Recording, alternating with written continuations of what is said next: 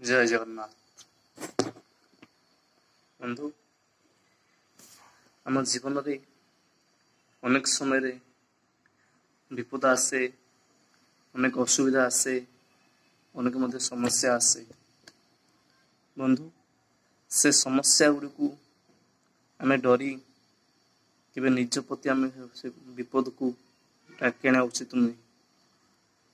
ये मनुष्य जीवन माने किसी ना किसी विपद अच्छी और संपद अच्छी। आज खुशी अच्छी काली मध्य से लोहा आसो आखिरे बंधु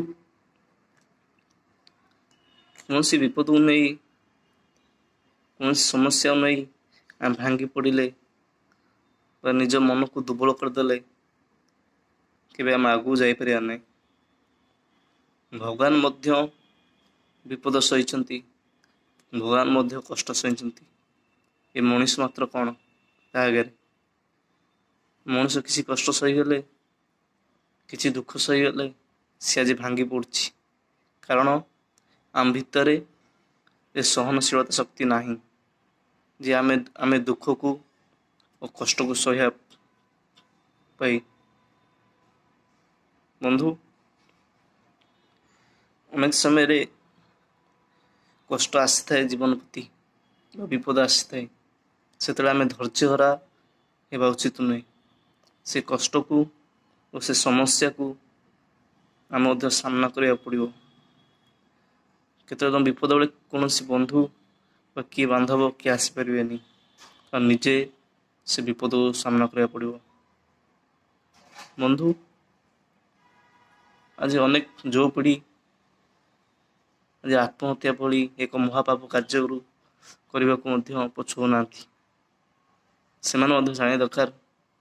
महाभारत रे पांडव मान अनेक कष्ट सही अनेक जंत्रणा सही कौरव मान ठारू से तो आत्महत्यार निष्पत्ति नहीं नथिले कारण से धैर्य रखिते